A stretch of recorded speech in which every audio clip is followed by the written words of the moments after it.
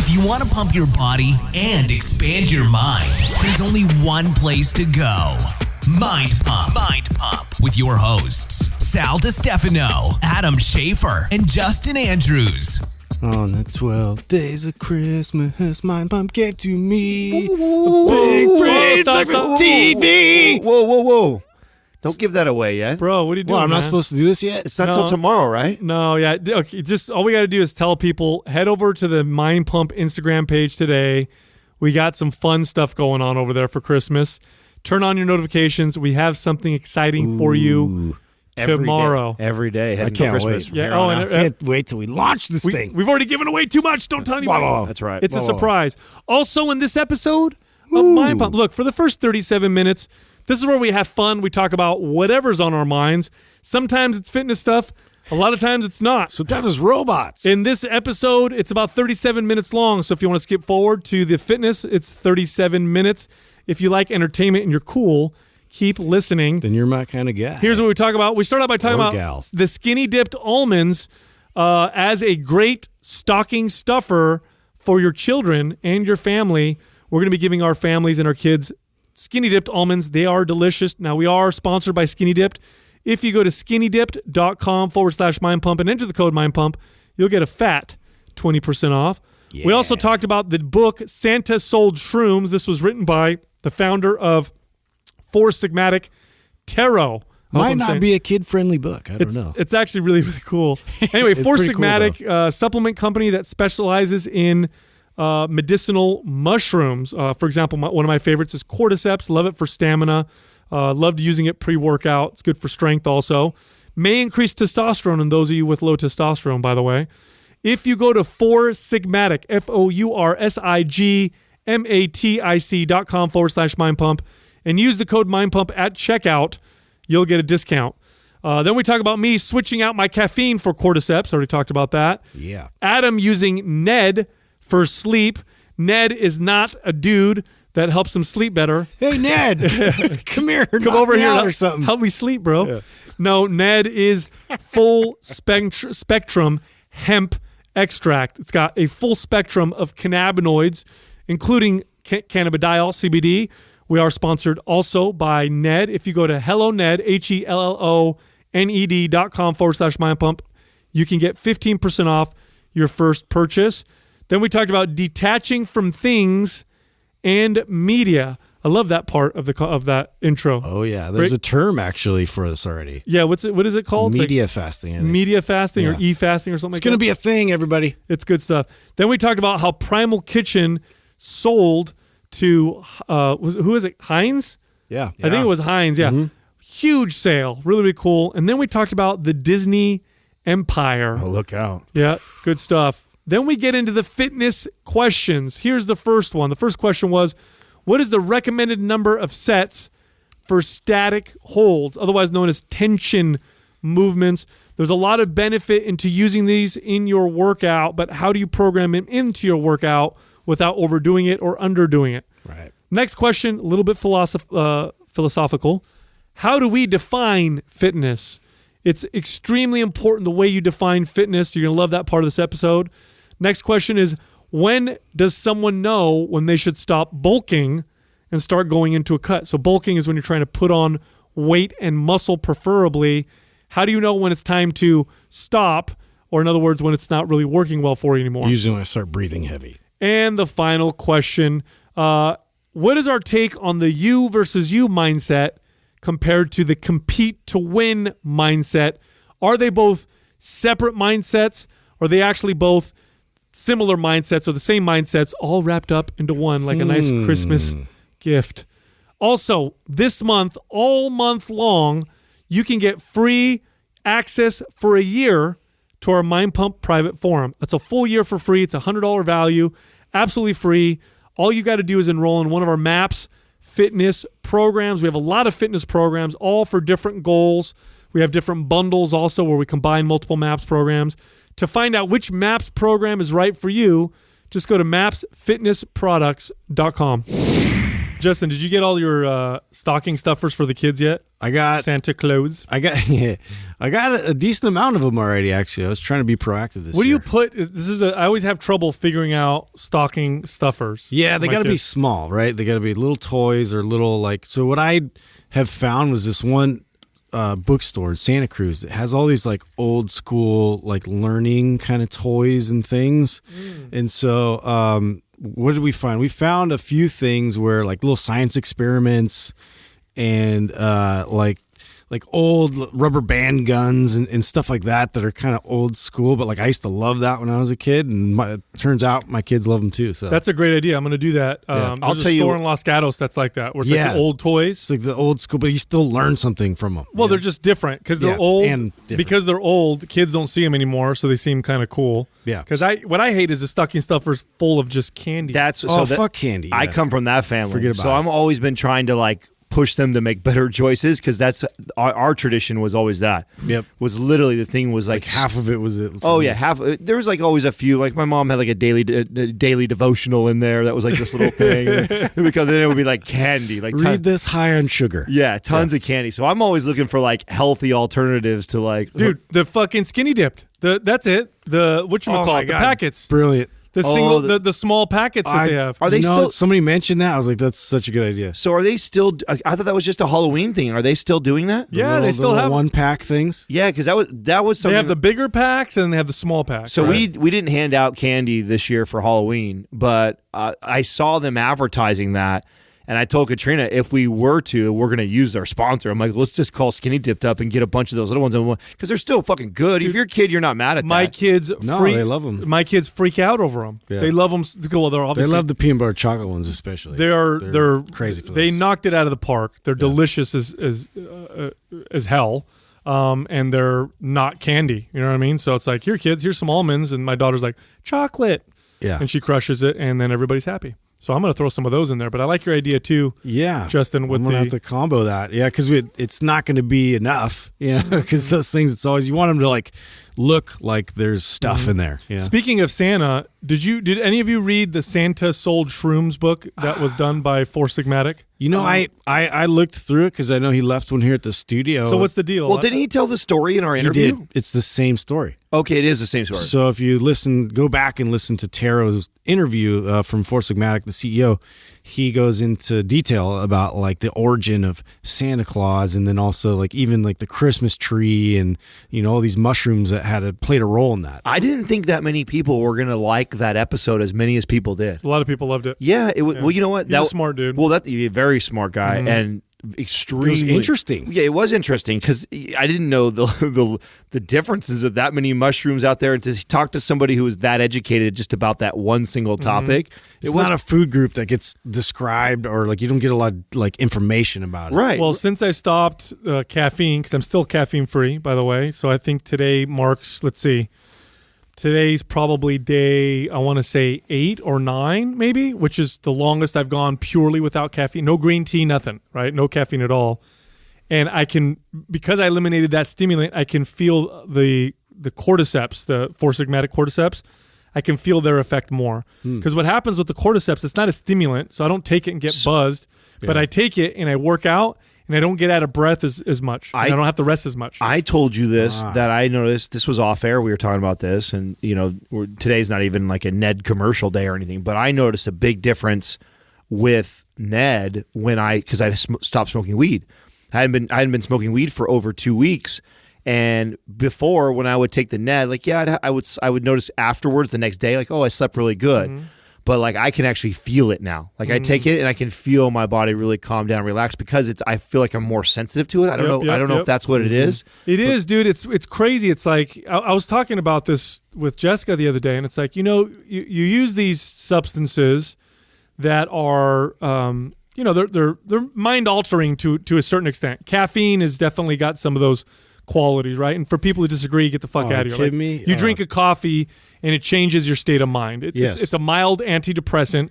You're going to release dopamine. It's a blessing from the holy God, is what it is. But it can also be a curse, right? Yeah. Same thing with cannabis. Obviously, I don't need to make that argument.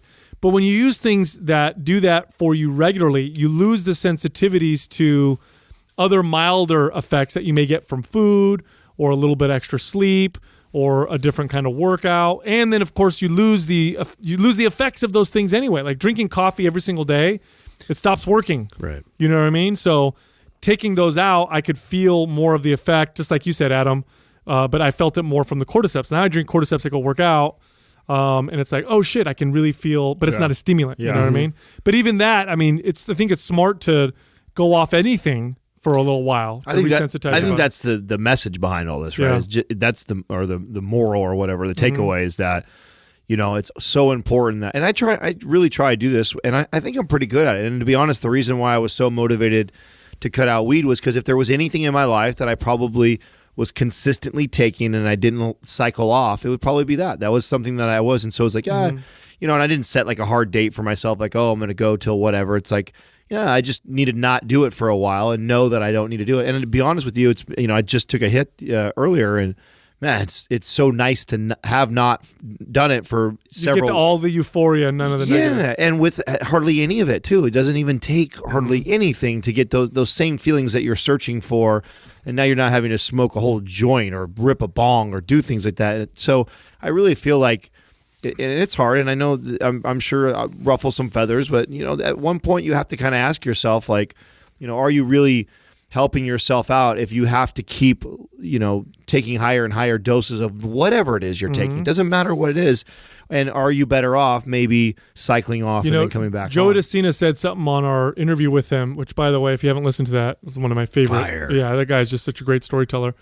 But something he said really struck me because A, it's true, 100% true, and because B, I've never really put it together so simply. I know it's true when I hear it or when I heard it, but I never really thought of it that way. And he says, people don't get happy from getting more things. They become happy from taking things away, like from detaching from things. And all the spiritual practices of the world, all the major ones, understand this. They know that when you become attached to things or to practices, they can start to take away from your quality of life.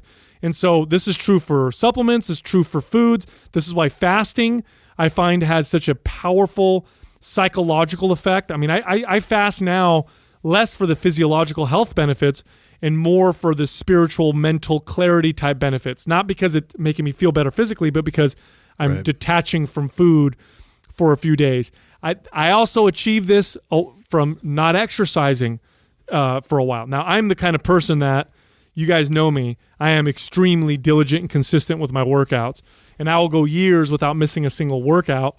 And it was maybe 2 years ago, I went on a vacation with Jessica, and she brought that up to me, and she's like, well, it's okay to miss, like you never miss a workout. It's okay if you miss some workouts.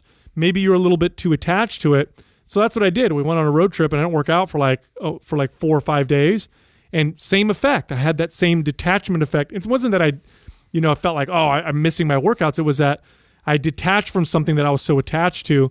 I think it's a smart practice to do that with pretty much anything. Well, every major religion teaches this. Every major religion talks about that. It's so true. I wonder if camping, some of the benefits that people get from camping. Absolutely, absolutely. We literally had this conversation this weekend. I'm with my two childhood best friends. All of us together, and we hadn't all been. Actually, there was another third one who actually came by, and we all hadn't been together for probably since almost high school. And one of the things that we were talking about, now that two of them have kids already, that just had them this year, is the importance of carrying on the traditions that we were a part of. And one of those traditions was, we used to go camping for 10 days every year up in Trinity River up there. And, there was no cell service up there. There was running water, so we could take showers there. And there was a nice campground that was shaded, and there was a lake there. But you really are away from all normal amenities that everybody else has over here. And I was telling them, one, not only were those some of the most important times of our life that we love and have memories and we'll never forget, just that's important enough.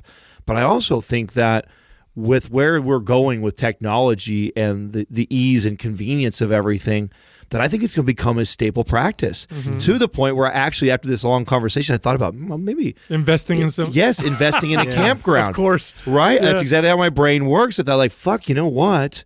I believe in this so much that man, I bet you we could swoop up a campground for pretty fucking cheap. It's interesting because I've noticed an uptick because I live in a campground sort of neighborhood. Like, so I live within a campground. They own a few different properties, and so their revenue it comes in based off of like how many people come in for a conference, or now that they have zip line, they have ropes course, these types of things that they're offering.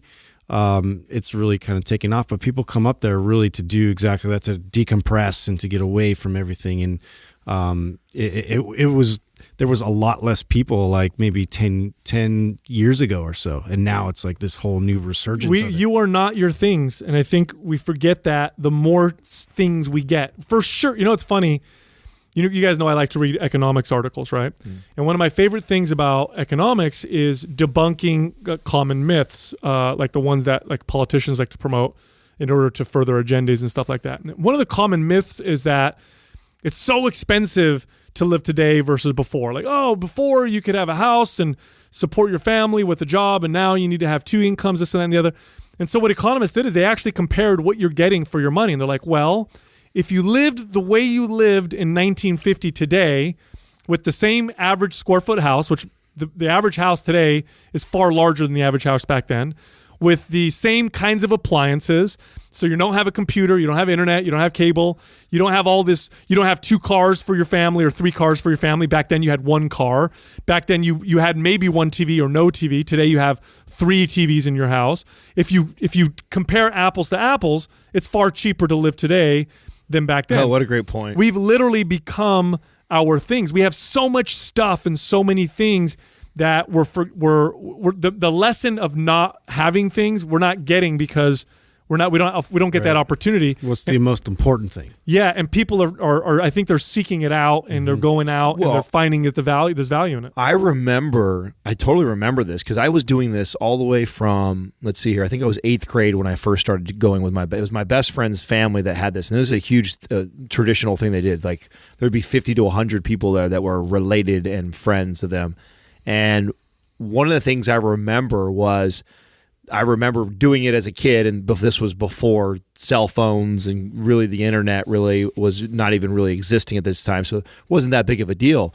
But I do remember still doing it all the way through high school, and now cell phones are available and the ability to do this, and now email and Facebook and things are coming on board. Like a lot of this stuff is starting to happen, right? Or actually it was MySpace back then.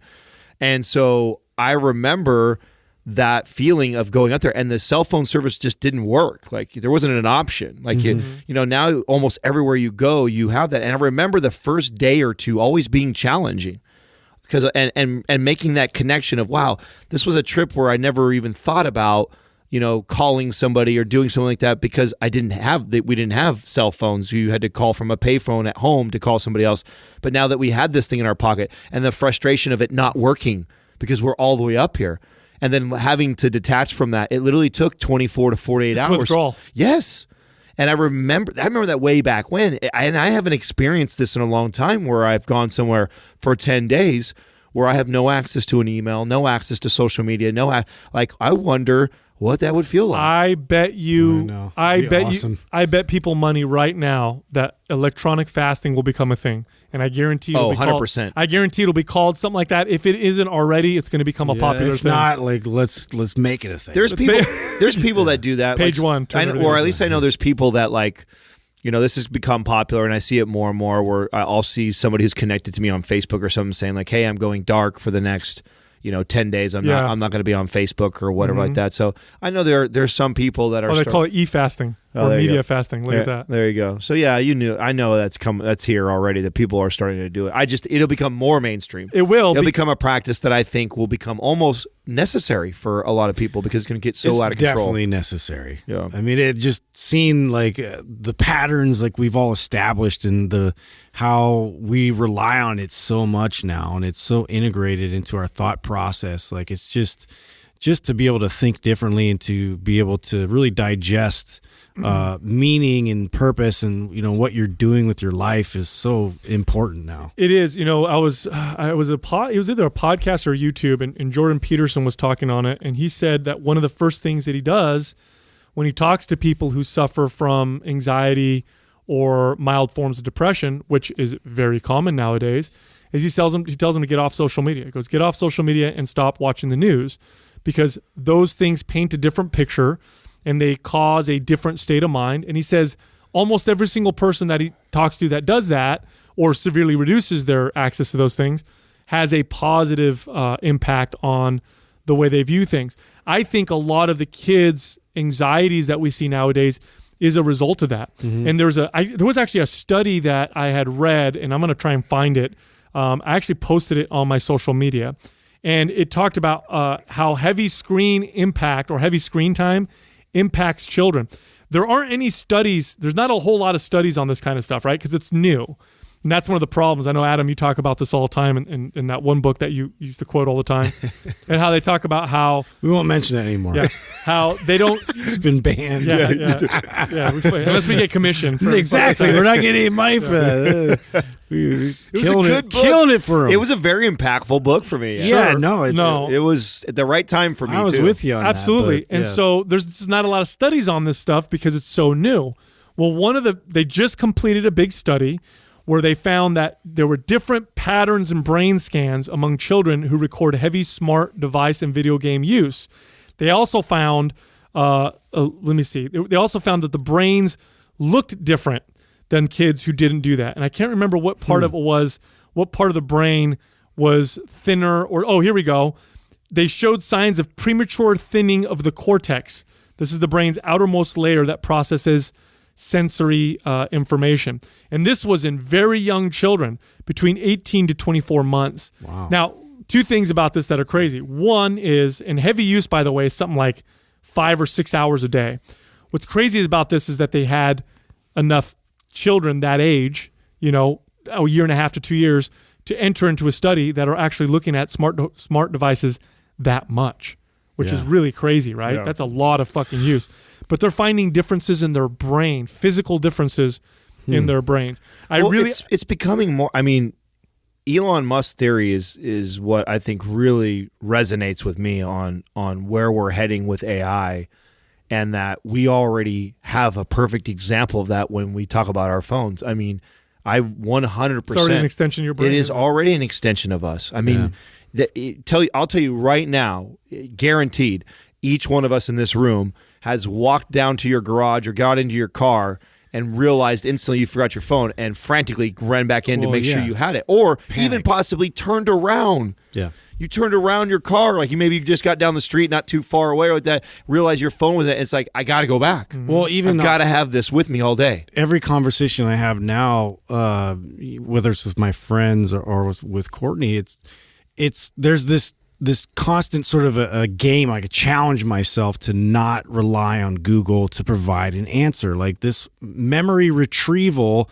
and information retrieval process that we have established, and we went through that entire process of school, having to learn that process and critical thinking, to me is something that I don't want to lose that skill, because what if it all fails? Or I'm so reliant on this phone to provide me all that shit. Even if we don't lose the phone and stuff. Well, like even that. not. Yeah, it's like an atrophy of the muscle. Right? Yeah, and it's just there's value in that kind of thinking. There's value in not being attached to electronics. But man, let me tell you something right now. And by the way, I sound like I'm preachy. I fully acknowledge how hard it is. Oh, I'm immersed in it. Yeah, it's tough. It is very, very difficult to do to unplug for a little bit and fast, just like it is from fasting from food. Mm-hmm. It's a very difficult thing to do. It's funny because I'll do this with my kids, and a lot of this comes from Jessica. She really helps push this, and I really appreciate it because I'm not as good at it as she is. But we'll tell the kids, that's it, you're done with electronics, and my kids literally don't know what to do. They'll sit around and not know what to do. My son will take a nap. He's a 13-year-old. What the fuck are you doing taking a nap? Because he doesn't know what to do with himself because I said he can't watch TV. Damn, that's crazy, and dude. You'll just fall asleep. That's crazy. He's like, fuck it. This time will pass more faster if I fall asleep. You know what I'm saying? So I'm like, wow. That's fucking crazy. Yeah. In the system. So it's like, it's crazy, man. And I've called it, I've used this term before. I want to say it again. It is the processed food of this generation. When I was younger and slightly before when I was around, processed foods really became a big thing, and they provided us with a long shelf life and calories. Exactly. They solved both those problems. Yeah, you got food that lasts a long time, and you got calories now, because for a long time that was a problem. But with that came, overeating, came, the fact that they're hyper palatable, came poor nutrition. And so we didn't balance it out. We just went fucking gangbusters with it. Right. And kids were given Pop-Tarts for breakfast. This was totally Hot normal. Pockets for lunch. Yep. And a TV dinner for dinner or pizza. And now we're in the middle of a terrible health epidemic. With electronics, because they're so new, we don't have people really putting those safeguards or really saying, hey, hold on a second. There's a bit of an issue. None of that is out there. Look out, though. The stats are coming, dude. It's going to come. You for read sure. the book iGen. The book iGen is literally all stats. I mean, the whole thing is that we have enough now data to look at some of the shit that's happening, and we're seeing it. It will become necessary. Again, that's why I thought right away, the way my brain works is I go campground investment may not be a bad idea right now. I can't imagine it being super expensive, and that type of real estate is probably going to be really or land is going to be really valuable. You could market it real well too and call it like electronic fasting or media fasting or whatever you want to call it, whatever the terminology is. Facility. There's all kinds of stuff we could do. Yeah, you come if in this building no cell phones work. Wellness. Exactly. Yeah, there's a lot. I know we're going off soon to do some more creative work, and I love it when we do that. And maybe I'll challenge us and say that we unplug from everything and plug in maybe once or twice a day. We put our phones away. That might be tough because we're creating content, though. Yeah, well, what I mean is, we'll still write on the computer. An hour for Instagram. Yeah, maybe we'll we'll save it, because I've even noticed with us, we'll get into these modes where we're creative, and we're fucking on fire, and we're not even thinking about our phones, and then somebody will pick up the phone. Next thing you know, kills it. Yeah, nobody's talking. We're all you're looking right. up. You know what I mean? Yeah. Maybe we'll do that. We'll take our phones, we'll put them aside, and be like, okay, at this time, we'll all check our social media. But until then, we can do it. I think we can. Yeah. And I think it'll spark more creativity, to be quite honest with you guys. I agree. Totally. Yeah. I like that challenge. Yeah, let's do it. Let's see what happens. Take that. Let's go dark. Take that challenge on. Yeah. We take off tomorrow night? Is that when we take off? Yeah, tomorrow night, and it's gonna be a good time. Hey, did you guys see the? I've been wanting to bring this up, and not to change the topic, but I've been wanting to bring this up. Did you guys hear about the paleo brand? What's his name's brand? Mark Sisson. Oh yeah, it got bought out by Kraft Heinz. Kraft Heinz. Yeah. Fucking bought it for $200 million. Those are his condiments only, right? That's his just the entire brand. It's the whole brand. So they have I think they have bars and they have condiments. They bought the whole Primal Kitchen brand? I thought it was just the condiments. No. They purchased the they did $200 million. The Primal Kitchen brand. Wow, that's not well. I mean, it sounds like a lot. They produce condiments. Sauces. He obviously wanted out. Then is he done? Then is he out? I don't know what the deal is. I don't know if he's going to be a contributor still. It's saying here, with 3 years of operation under its belt and a forecast to rake in $50 million next year. So they were fucking crushing. I did not realize that they were that big. Primal Kitchen? Yeah, they're already raking in $50 million or projecting to. Now, do you see any potential backlash from his community for this move? Here's the funny thing about that. I've thought about that for a while. I don't think so. And I'll tell you, I have a theory. I don't think so either, because at first I thought, yeah, for sure, you're going to see this. But you know what? These big companies, what people need to realize is they really don't bring efficiency. And not only that, but they really don't care. They're not exactly. They don't give a shit. They're bigger. They're so much bigger than his company that lose the fucking million people. We got 50 million behind us, and they're going to be more. The 50 million that we already have behind us are going to be happy that we're providing now a product that's with the times now. So it's only going to enhance. That does make a lot of sense. And then you're going to capture. And who cares if you lose half of his audience? You don't care. You're that big. That's a you're bringing it mainstream, which now the mainstream people have an option of going a little bit healthier than like their other options. It's why I think it's a very scary. This is why supplements are a scary place to be. This is why energy drinks are a scary place to be. You try to get into these things, and there's a lot of these brands popping up that are trying to be healthier versions of that. And I mean, I guess your goal, or it should be, in my opinion, to be bought by a big one, is to be bought by a big brand, because eventually they're going to. Yeah. They're going to buy somebody. And if you're Red Bull, and just 5 years ago didn't have any healthy line or what that, well, guess what? Red Bull now has Red Bull Organic. Mm-hmm. You know what I'm saying? This is the concern with all like real established markets, right? We even experienced that with like the app market. Like Right. you get a powerhouse app that's just out there, and they see that this is getting traction. Well, let's buy them before they really explode, and then we absorb it that way. That's right. And here's the thing with this kind of a market, the wellness market. With wellness, there's brand loyalty, and the people that follow wellness brands like the purity of it. So if Kraft Heinz buys a company or bought this company, Primal Kitchen, if they keep it the same and don't change anything in terms of the ingredients, like if all of a sudden they swap out, organic sugar for high fructose corn syrup, for example, or they change something, that'll be a backlash. Oh, yeah. I don't think they'll do that, though. I think they're That'd smart. be a dumb business That move. would It would be be really stupid. Why dumb on acquire them if you're going to do that? Right. Yeah. Well, maybe they think that there's savings Maybe or it's whatever. the brand of them, and they might start doing Shuckster shit. Right, like but that. if Who they're knows? if they're smart, they buy it, they leave it alone, Yeah. and they hedge their bets.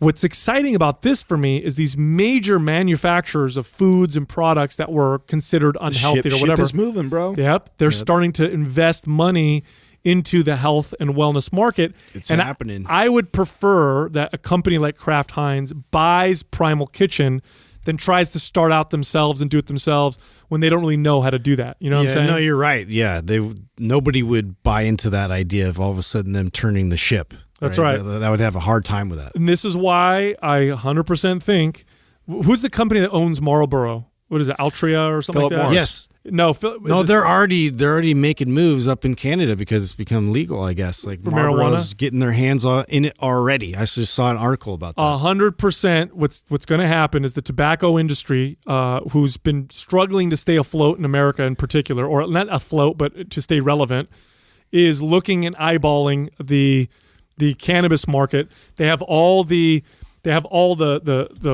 plant, manufacturing plants. They have all they know how to grow things. They know where to ship them. They have all the lines connected. All they have to do is switch over and watch what happens. Well, they're for sure going to do it. Along those lines, chew on this for a minute. $2 billion drag What? of weed. Oh, sorry. That doesn't make any sense. Altria, the owner of Marlboro, Altria, there you go. takes a $2 billion. Yeah, so they basically invested $2 billion. $2 billion? Yeah. Done. They're going to own So it. there you go. They're going to own it. Along those lines of behemoths going into markets and just like flipping them on their head. You guys remember I posted an article when Disney bought Hulu last year or the year before. I forget when I posted that. You guys remember that? Mm-hmm. So I don't know if you guys know this or not, right? You know that Disney pulled their content off of Netflix and everything, Yeah, right? the entire catalog. is So gone. they're about to make their run, right? So check this out, okay? Disney owns Hulu, ABC, Star Wars, Marvel, ESPN, Pixar, National Geographic. Disney owns all of them? Yes, the rights Dude, to all they're of it. just straight up everything that's like relevant. And name me a person who doesn't appeal to one of those. Wow. And name me an age group. They got the top thing of all those categories. Let's see what happens if they ever get into fitness. Fuck. Look. Well, ESPN would be that Well, that's department. sports, They yeah. think that would they be- think sports is fitness, which is hilarious. Right. That's Wow. always the Well, an right now, assumption. yeah, we're a fucking a drop in the bucket. You know what I'm saying? Oh. Like, fitness doesn't mean anything in this big Nah, game. You know. not yet. So this is, but if there's a chance that Netflix gets knocked off the hill, this is who's going to do it right here. Damn, Wow. dude. Well, I mean, That's your stock tip for 2019. Disney. Yeah. Yeah. Well, the key with Netflix is, and any other competitor is going to be to create their own content that's really good, because it's what's kept HBO afloat this whole time. Yeah. Is their own content. Because you can own yeah. that, and if it's good, then it works. And Netflix is.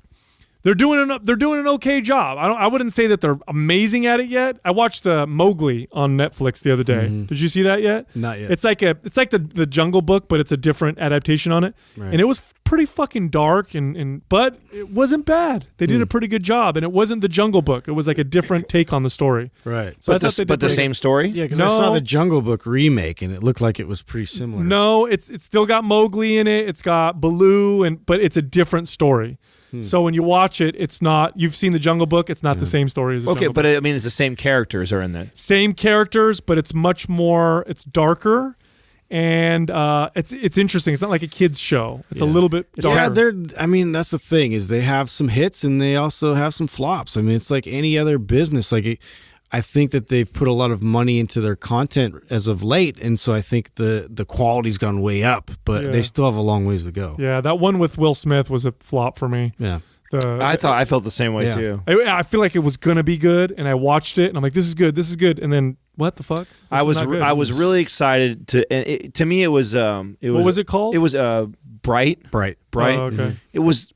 I felt like it was soft. Like the people that they targeted was too easy. Mm-hmm. You know what I'm saying? Like, give us a fucking awesome star who we all love. Show us some action. Give us a character that's like, that's done up graphically or makeup wise. It looks really cool and like cool banter. Avatar had blue aliens. Let's do something like that. Yeah, and lots of guns and explosions. It's unoriginal. Yeah, I just felt it was like, and wasn't on the creative side. I thought it was soft. That. I mean, you're not going to wow me with that. And I was excited. Like Will Smith did good in Bad Boys, so there's like this cop element. It's like this fucking like montage of like all his different things he's done. Excellent point. I think that's an example, or that's the flaw in models like Netflix, is when you purely go off of analytics. Yep. And you lose the creative aspect. You take the artistry out of it. Yeah, so that will be, and then I look at what Disney is, and maybe Disney's like, fuck, we ain't trying Disney mastered like the artistry side of it. They did. They're so good. Yes, it's insane. I'm surprised at how well they did with Star Wars. I was really thinking they were going to do shit, and they did way better than the more recent Star Wars. I thought they did phenomenal. No, they've done great, bro. They're really good at writing stories. So when you think about when Marvel and having their hands on that, like, look the fuck out. And they care too. They care about the response, the fan response, and they adjust. And so that's what I actually, as a super fan, I appreciate that they pay that close attention, even to the trolls of the world, because it is. Like, it has that cultness about it, and you have to pay attention to why it has that cultness about it. Something that Disney's done very well too is they've been able to become as big as they are and as powerful as they are, because remember, they control a lot of media, but they're not demonized, and it's very hard to do that. Like, once you start controlling a lot of media, you become the Illuminati. Everybody thinks whatever. You're pushing the wrong agenda, right? And Disney seems to come out pretty unscathed because we trust Disney, but they do a good job doing that. I know they bring everybody back to childhood. Who doesn't love Disneyland, dude? It's interesting how they've done that. No, when's the last time you've been there? For my 30th, my sister's 30th birthday, so 8 years ago. Oh, you did? Yeah, I need to go there again. Have you been there in a while? Yeah, about 2 years ago. I told you it was an incredible experience. My sister, that was like something I wanted to do for her 30th birthday. I said, "Where do you want to go? What do you want to do?" And she's like, "I want to go to Disneyland on New Year's." And I'm like, which is her birthday. Her birthday is the 31st of December. Oh, that's cool. And so her and her husband, and I got a room for us, and then my mom showed up with the kids and stuff, and then we all went to Disneyland up there, and we stayed at like one of the cool, I don't even remember what hotel, but the ones that were all done, all fucking. Was Disney. This your 33 club? Thing? Yeah. So then we were in the private place. You guys know about that? You know about that, Sal? There's places in Disneyland. Okay, so all of Disneyland doesn't serve alcohol. Yeah. But there are certain private underground bars and stuff that you can get into if you know somebody, really. Yeah. Yep. But they're super undercover. Like, right. I mean, they don't advertise it at all. My whole life, I went not even knowing about it, and then you got to know somebody who knows somebody to get. You can take tours of like all the underground stuff. Really? Yeah. Oh, I want to go back. Yeah. And it's the way you get into it. Like, there's like the secret door in a certain land, and you go knock on it. Someone answers it. If you're on the list, you can get in. If you don't, and then you go up an elevator and you come in this private room. It's like a speakeasy. Oh, cool. Again, so magical. Yeah. I mean, even they found a way to make it magical for adults. Wow. Because here I was at 31, my sister's 30, right? And I'm like, this is fucking cool. Wow. Yeah. Yeah. And what I remember the most that I didn't appreciate when I was a teenager, because that's when I went there last, that I did appreciate now in my 30s, was just the way my mind looks now. I'm always looking at the whole business side of it as we come in. And as soon as we pull in the parking lot, I mean, that place, the service is like nowhere I've ever been in my entire life. And I still don't understand why, like parking structure wise, every business hasn't taken what they've done in terms of like the efficiency of the design, the engineering behind, how they get you into like just massive amounts of volume. All these cars all in one place at one time. There's no traffic. Like you get on a shuttle, it's the most efficient thing I've ever, I noticed that the last time I was there, and then you're right back on the freeway. You're like, how the fuck did I just get on the freeway? Yeah. It's so impressive to me. I'm like, everybody needs to figure this out. And while you're doing it, it's not like being rushed. We pull in, the guy's comes over, helps us with a map. Would you like to go? Great. Oh yeah, and then we walk in the door. Someone rushes over to greet us right away, and then ask us where they. I mean, I remember I was walking to one of the next rides, and this little kid, is carrying a big old thing of popcorn twice his size, right? And it drops out of his hands and it spills everywhere.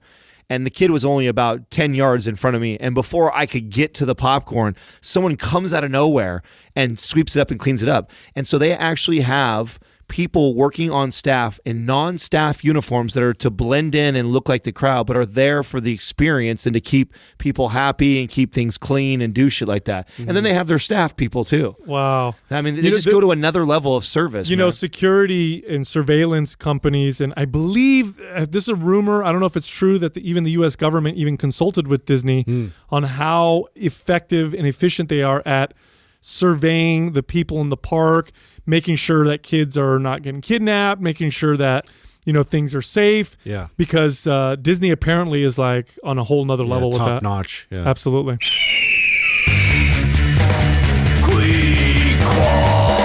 has landed. Today's Quad is brought to you by MAPS Anabolic. If you're looking to maximize your overall muscle and strength, MAPS Anabolic is the perfect place to start. With a full 30-day money-back guarantee, there is absolutely zero risk. So what are you waiting for? Go to mindpumpmedia.com and get started today. It's the motherfucking Quad. Eagle has landed. Quee-qua. First question is from the Dave Lifestyle. What's the recommended number of sets for static holds? You don't really get sore from them. Is there such thing as going too far with them in a workout? That's a good question. Yeah. Justin's The wheelhouse. Dave. It's your wheelhouse. This is you. You gotta leave. I want to see how long you can stare at it and make it awkward. That got real awkward for That a was second. fun. I thought the computer screen froze for a second. Control Delete. Yeah, no, static holds in terms of isometrics, and man, I use them in so many different ways, and really it's just for me to increase that neuromuscular connection and to really focus on a particular portion of the rep. So if I'm looking at it from an area where I can improve performance-wise, or an area I feel somewhere around where I lose that connectivity and I could feel that within a lift. That's one of the best ways that I use this type of static hold. Yeah, but is there a protocol? Because I think that's why I think it's a good question. Is there a standard?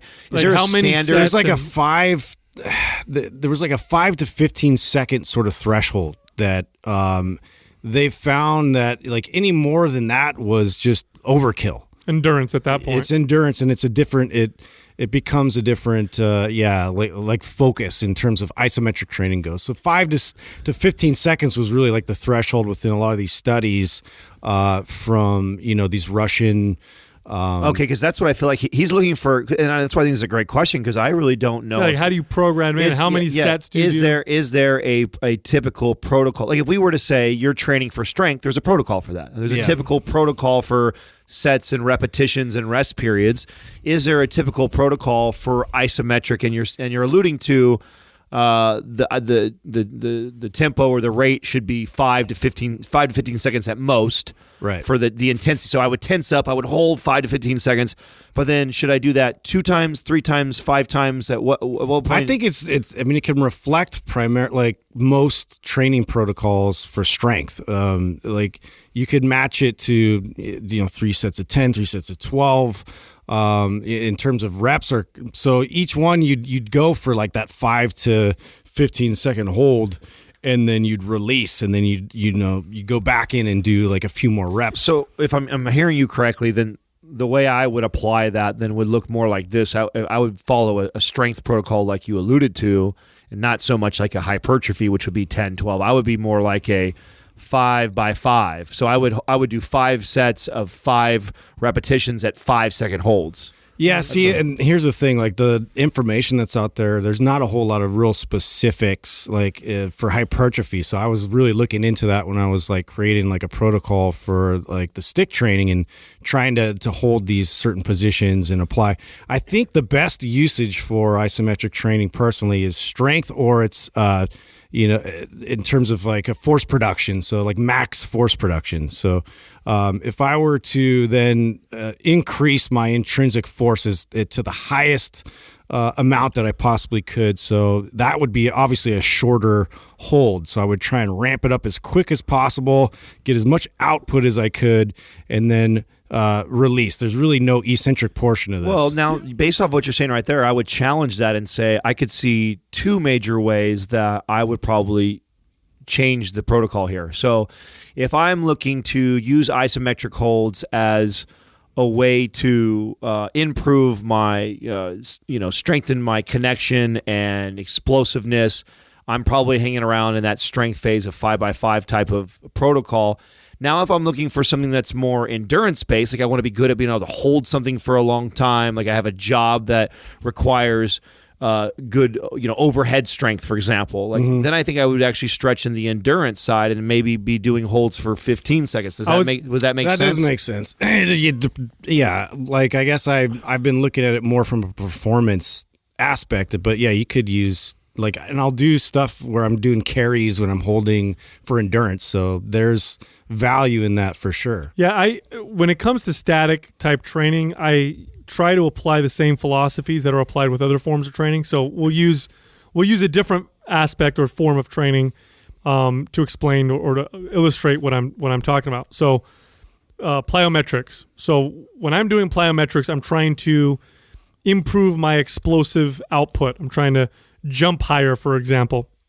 If I do plyometrics to fatigue, I lose that adaptation. I lose that ability.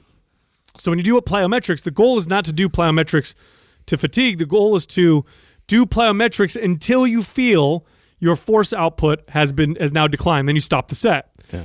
So because there's such a huge individual variance when it comes to training, in my personal opinion, I think you should do as many sets until you find your force production start to decline. So that's probably going to be around 3 or 4 sets in my experience. So if I do a static hold and then I rest and then I do another set, I'm like, okay, now I'm not producing as much force as I was before. I think I'm done with the set. Otherwise, I'm training more of that endurance, like what Adam was talking about, which also has a benefit for some athletes. But in my experience, if you're really trying to train the static hold, the reason why you train the static holds there's 2. Either one is because your sport involves lots of static holds. So let's say you're a jiu-jitsu guy or a wrestler where you got to hold someone down or keep onto your grips. Then you train for endurance. Otherwise, for almost every other sport, what you want is explosive ability. And I would use a static hold to maximize my connection to portions of reps that I don't feel connected to. So then in that case, I would not do them to fatigue. I would do them with strength and connection, and then I'd rest and then I'd repeat. And that may look something like 3 to 5 sets or something like that. Now, you're right. You don't get sore from them like you do with other type of workouts because you're not causing nearly as much muscle damage. Most of the muscle damage you're getting from working out with weights is from the eccentric portion. Yeah, it comes from the negative part of the rep. But don't make the mistake that you couldn't fatigue the CNS. I was just going to say. Yeah, and that's really where those like parameters are based off of, is the drop off of your CNS. And so I think that you have to pay attention to that within your hold, and you can increase that if your focus is endurance. And so I want to see how long I can maintain that certain level of output. So that's interesting. That's something that you can experiment with. But yeah, in terms of like the usage of it, I typically would prescribe it to athletes more for the priming elements of it, but also to really see how high we could ramp up that intrinsic force production. Yes, because here's a great example of how a lot of people use static holds, right? You're working out, let's say you're doing tricep extension. This is an easy one.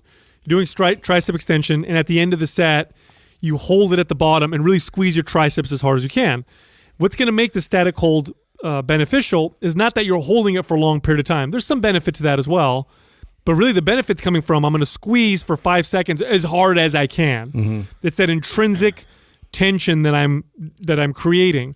And that's what's important about the static holds. But as far as getting sore, here's the thing: you're not going to get sore. It doesn't cause a lot of muscle damage, but you'll get fatigued. You'll notice after you do a few sets, you just can't squeeze as hard. Yeah. Now you're just and then that's the thing too. And this is kind of a hard question for me because it's something I did like struggle with a lot in terms of like the value of that type of training, like and where that fits in with like people that are just going to the gym for a workout.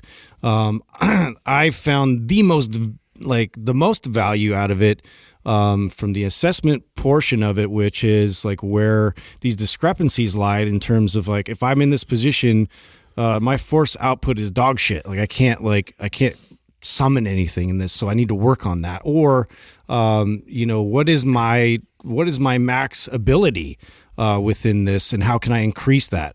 Versus just doing kind of reps of it. I find more value in actually going through either like body weight training or loading the body with actual weight. It was who was it back in the day? Dynamic tension. Charles Atlas. Charles Atlas was one of the first male. And this, for you guys don't know who he is, you got to look him up because it's really cool. He was the first mail order fitness personality, and he had all these ads in the backs of comic books. Love them. And they would be like the old school, like Mac getting sand kicked in his face. Yeah. He's at the beach with the girl and they're hanging out and some big dude kicks sand in his face and he gets up and the guy's like, what are you going to do with the skinny little arms? Like pushes him aside. The girl goes with the big guy. Then he goes and gets, Charles Atlas's dynamic tension program, comes back and he's jacked and then he punches the other guy out and gets his girl back. Very famous ad. But anyway, Charles Atlas, this program you bought, it all it was dynamic tension. You didn't get weights or whatever, and he taught you how to maintain tension in particular positions to build strength. And there's definitely some value. Now, if you compare static type training to traditional, concentric, eccentric training, it's not going to win. But if you add it to that training and you do it right, holy cow. There's a ton of carryover. Lots of carryover to strength. And then, of course, because you have better control. It plugs a lot of holes in the entire process. And I think that's the biggest use of it is complementary to your regular resistance training program. Well, and when you talk about injury prevention, it's probably one of the most neglected things, I think. Absolutely. I think the isometric holds really enhance your motor control through a movement through its full range of motion. And normally where injuries happen is the loss of that control. Yep. Somebody's trying to push a weight up, and because they don't own the entire range of motion, somewhere in there, all it has to do is be off a tiny bit, and then they tweak something or hurt something where you really want to improve that or build that, that shell or that safety net is, incorporate isometric holds in there. I think that's a great way. I don't remember the term, but I think it's called isokinetic, but it's more about maintaining a certain level of tension throughout the duration of the entire movement. So it's an actual movement.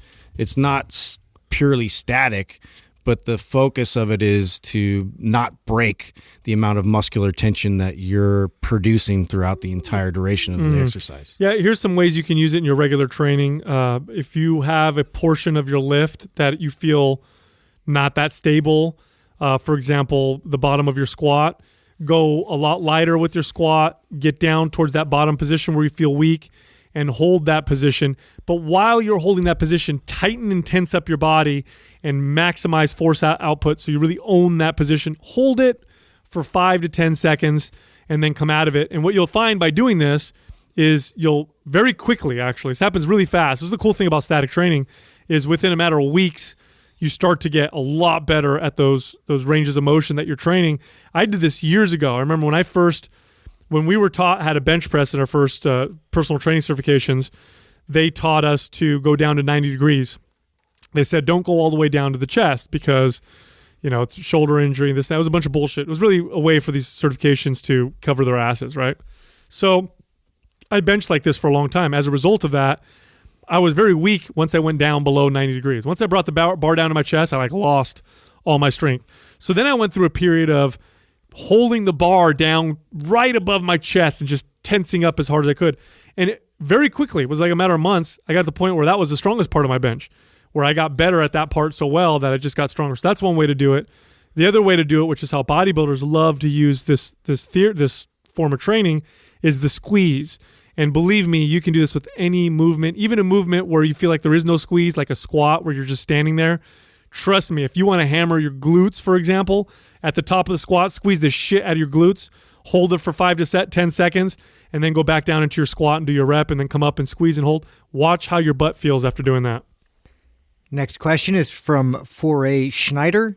How do you define fitness? This is a cool question. Oh, wow. Yeah, didn't you say you had a discussion about this earlier? Yeah, no, I saw it. I don't know who picked this. Was it you who put this up here? And I was like, oh, this is cool. We'll hit this, because I literally was just having this conversation with a client of mine. And I always tend to keep like one client that I'm helping out, and she's been with me for quite some time. And one of the things that I was discussing, she's in great shape. She's in her 50s. She's eats very well. She works out 4 days a week. She's the only areas I think that I could her strength and her mobility is where a lot of our programming is wrapped around. And she's really hard on herself. Always, I had a half a cookie the other day, and and she's like kind of always doing that. And I'm kind of reminding, and she's very pretty, and I think she's very aesthetically driven. Like she wants to be in great shape all the time, which I think a lot of us do, right? It sounds good to say that. And one of the things that I probably would have never spoke like this 10 years ago, that I find myself saying to clients like this now that's different, is just, really understanding what health and fitness is important. I think sometimes we get so caught up in the way we look. And I think why I speak to it now is because I struggle with this myself. In the past, I would define my fitness by what my reflection in the mirror looked like. And if for me, I was trying to be this muscular, ripped guy, if I was, how far away I was from that would define how well my fitness is. And I have just a total different outlook on that. And so one of the things I was reminding her is like, you're a very fit, healthy person. Even right now, when you say you feel terrible and you're not great with that, part of that is because you feel like you could look better. But when you break down your category as far as your age and demographic, and think about how healthy you are, your body fat percentage, the food choices that you make, the exercise movements and cardio that you do on a regular basis, Christine, you're a very healthy person, very healthy person. And I that's what I think defines fitness. And I think for me, I'm always trying to remind myself that, like right now, I've only been training 2 times, maybe 3 times a week. And, sometimes those sessions are actually very mobility driven, and or maybe they're just a deadlift session and that's all I do. And, and I'm by no means am I at the strongest. I don't look the best I've ever been, but I feel very healthy. Like when I think about it, like I've adjusted my calorie intake because I'm not stepping and moving as much.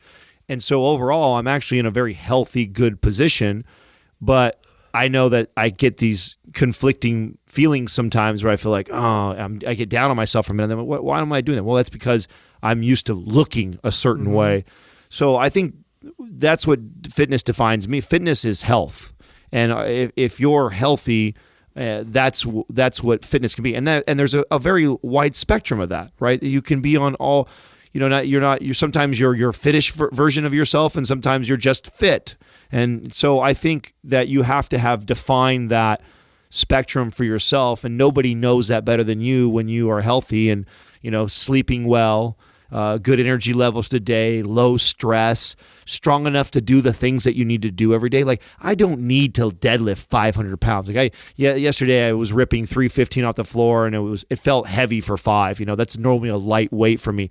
But then when I really check myself, it's like, well, how often am I going to have to pick something over 315 pounds up off the ground 5 times? Probably not ever. But so technically I'm pretty healthy and fit right now, just not at my extreme level. So I think learning to evaluate yourself on your fitness capabilities, how your stress levels are, how's your energy levels, how's your sleep, how's your sex drive, how are your relationships with people, and how's business, how are all these things, and how much balance do you have in all of them?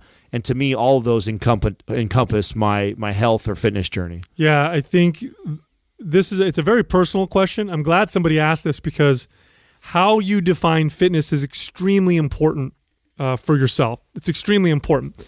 And here's why it's very individual. So I'll give you a few basic examples.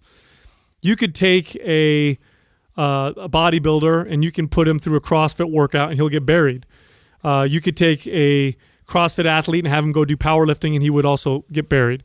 You could take somebody who's works out in the gym and takes care of themselves and plug them into a hunter-gatherer lifestyle where they have to chase down their prey for 15 miles and they would do terrible.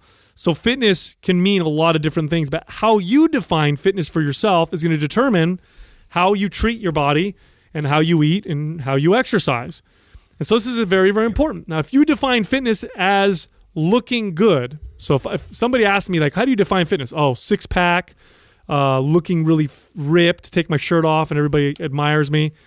Well, how's that going to drive what I do in my day-to-day? Well, I may work out a particular way. I'm going to eat a particular way. I may restrict my calories quite a bit.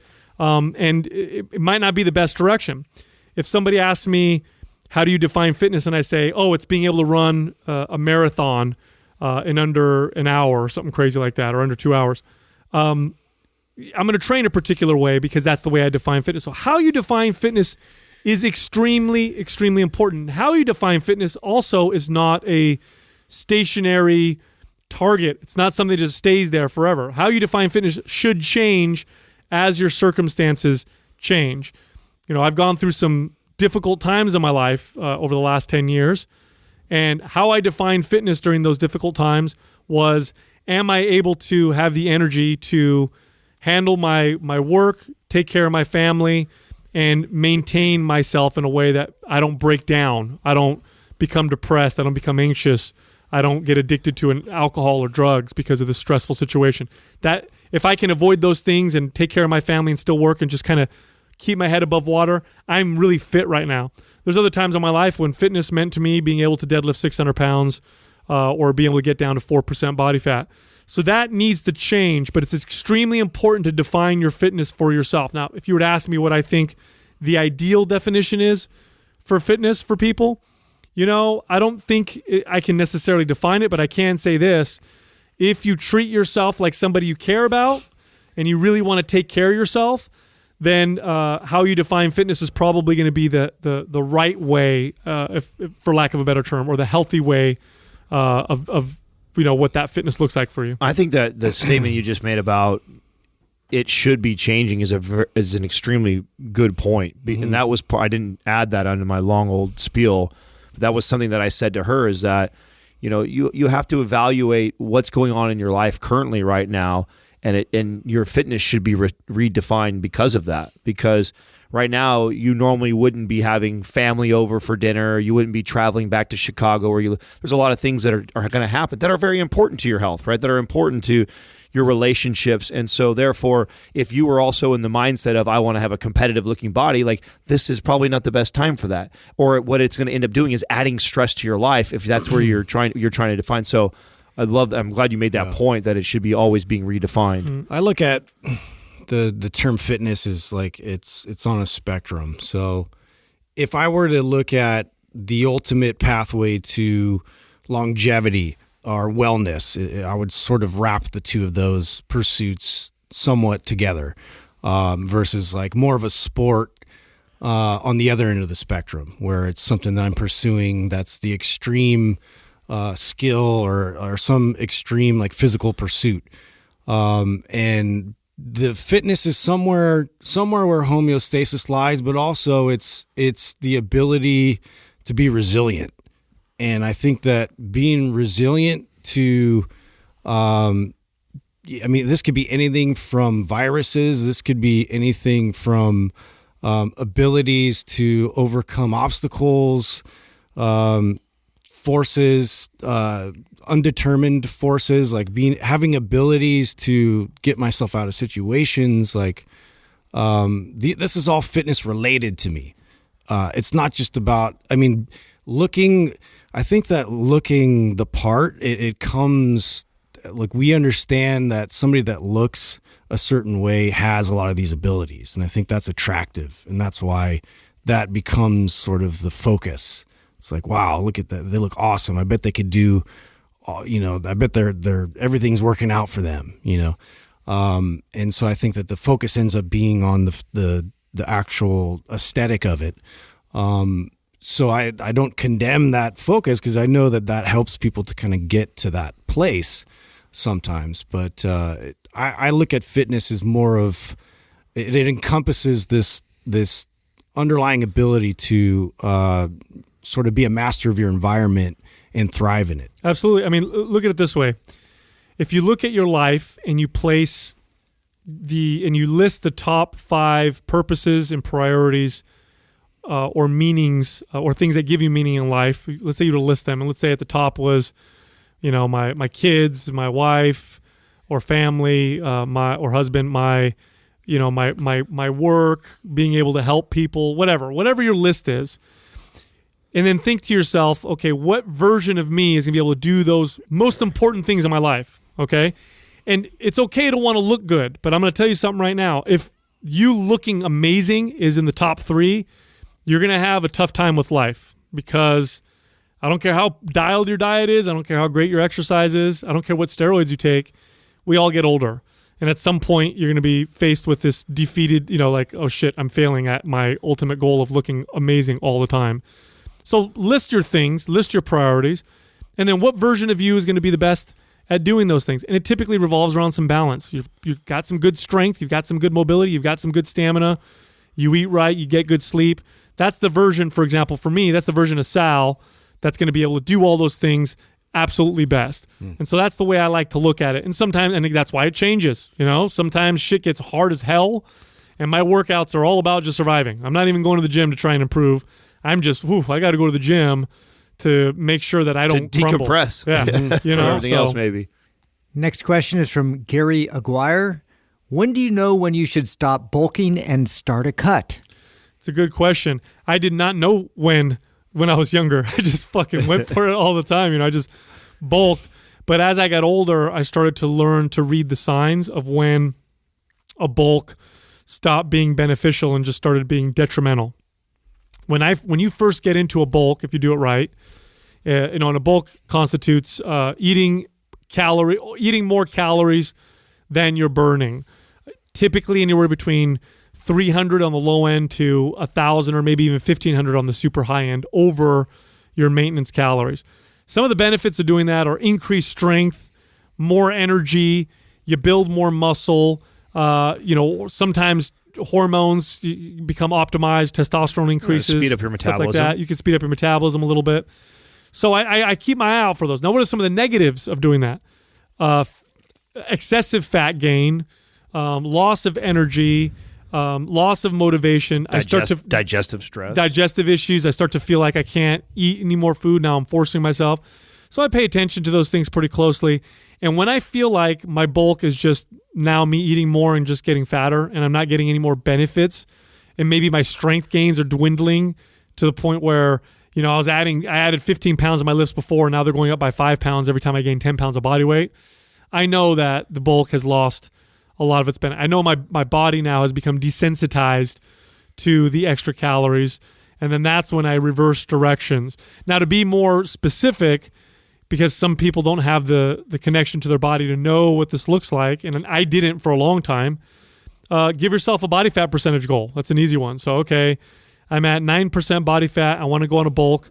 I'm not going to let myself go above 12% body fat. There you go. Every week, test your body fat. Once you hit that 12%, reverse, change gears, go into a little mini cut, drop a percent or 2 body fat, and then reverse back into a bulk. Now, I'm going to give my personal protocol that I like to do. And I think there's definitely an individual variance for everybody, and I think you should play with this to see. I think everything that Sal just said is very important to pay attention to and watch.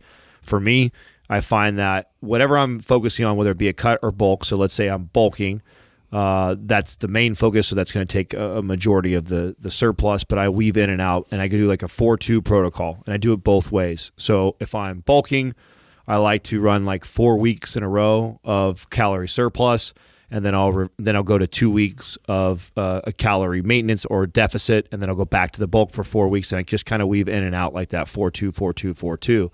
Same thing goes for the cut. If my main focus is to cut and lean out, I like to run for about 4 weeks in a deficit and in a cut, and then I would surge back up for a week or two and then back. So the 4-2, 4-2, 4-2.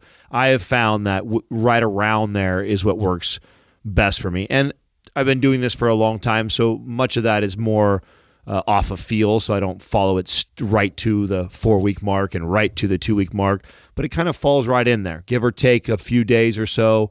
I typically run that 4 weeks of focusing on whatever it is I'm focusing on, and then I reverse myself out, and I seem to get the best results. And so maybe trying something along those lines. I've done everything from 2-2 to 4-1, and I've tried a lot of different protocols for myself and find that works the best for me, where I don't tend to ever let too much body fat. I find the first week or two when I'm in a bulk is just trying to get the calories up. I mean, that's already work when you're somebody who's struggled to eat enough to put size on. So I find, the first week or two is really finding that sweet spot and finding where I need to be. And I'm normally in a certain phase of whatever program or whatever I'm following at that time. And then as I'm transitioning into the next phase, I'm also at the same time switching over to a cut and reversing over what I was doing for a week or two and then back on it again. So that's just been a personal protocol that I've followed for a long time. I think the takeaway from that is not allowing you to get stuck in either one of them for too long. In the past, as a kid, I was like Sal, where I was on a permanent bulk.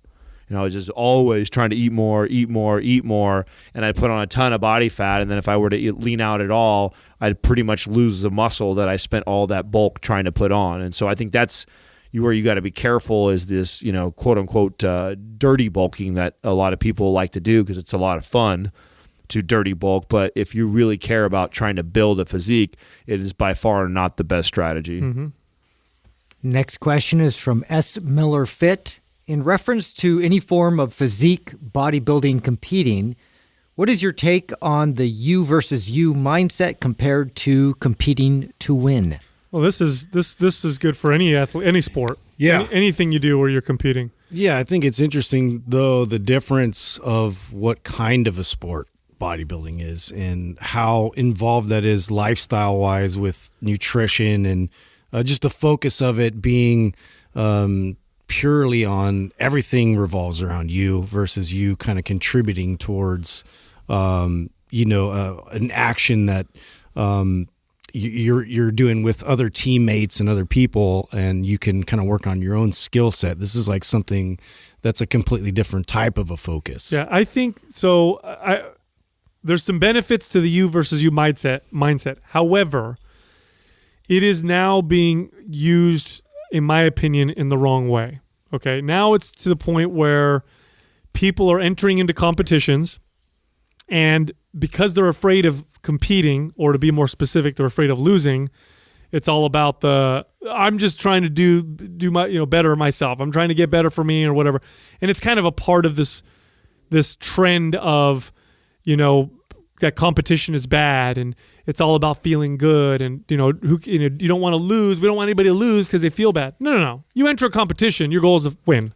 Like if I enter into a competition, I want to win that competition. Now at the end of that competition, if I lose, which happens often, right? I mean, you're not going to win all the time. When I lose, at the end of it, I'll reevaluate things, and then I'll end and say, okay, I lost. Why did I lose? Why did that person beat me? And was I a better version of myself than the last time? If I was, that's cool. At least I was that. I'm still upset that I lost, and I still need to do better. But okay, I got better than I was before. But I see a lot of people entering into competition with this attitude where, hey, I'm entering this competition. I really don't care about whatever. I just want to get better than myself. And I get it for some things, like if you've never run a marathon before and you're just doing it for health or for motivation, or I get all that. But you want to be careful, because we have this mentality that's been growing where competition is a dirty word, where nobody should lose because people feel bad. Mm-hmm. If you're entering into a competition that you're competitive at and it's something you really take seriously, fuck being better than you were before. For sure, you need to do that. That's a given. It's like somebody being proud about not cheating on their spouse. Like, look at me. You're not supposed to. You know what I'm saying? Like, you fucking go in there. Yes, you're supposed to be better than you were before, but if you're competitive, you're there to win and beat everybody else also. Yeah, I think it's a clear difference of people who are in it to be the best, to take out all the rest of the competition versus somebody that's sort of like in the mindset of like, I'm just in this for me and I'm like trying to improve every day. And I think that you can combine both mentalities, but I don't think that you should eliminate the fact that there's other people involved in this and that you should have your eyes out there to, if that doesn't motivate you, I don't know what type of an athlete, really is going to thrive without that. That was a really interesting perspective that you gave, Sal, because I actually was going to say that I don't think there's any other way to look at it other than you versus you. But when you put it the way you do, that makes a lot of sense, and I understand that. I always used to get clients that would hire me for competitions, and they would always send me a picture of a body of somebody like, this is who I want to look like, or, and so I was coming from a total different perspective with my thought process of, and I used to tell them, I never paid attention to my peers in the space. I never did. I never looked at so-and-so and that he won the last show and now I'm going to be competing against him and like think about what he looks like. None of that even mattered to me because I know the genetic difference between all of us it's so varied that I'm not going to waste my time looking at his body, trying to build my physique around that. I'm assessing my body and what it looked like from the last show and how can I improve on it on this show to continue to improve my standings. But like Sal said, I mean, I was in it to fucking win. I mean, day one, I never once stepped on that stage thinking like, hey, let's just kind of do this and see where it takes me. Like, I'm competitive as fuck. So, but what drove that competition was me beating me every time. Like every show, and one of these days I'll gather them all. I just never kept and collected all this shit together. But if you were to look at from my first show all the way to my last pro show, my physique changed every single time. I did not present, and I see this a lot in this space of guys and girls coming back to stage and pretty much kind of presenting the same physique over. Like, I think if I was at that point, I got bored before that. I would have got bored for sure if I'm like just coming up and like, here I am again, I'm 3%. Here I am again, 3%. And I look just like the last time I got up here. Like, I thrived on the going to the judges, looking at my pictures and going, okay, this is what I look like. This is the feedback I got. Let's revisit my programming. Let's revisit my diet. Let's lay out the next 12 weeks of what I'm going to do. And then going to the drawing board and then applying the discipline and following and then executing and then looking at the result and I would never let a judge tell me if I made those changes and improvements. I'm looking at it. I can tell, okay, I changed.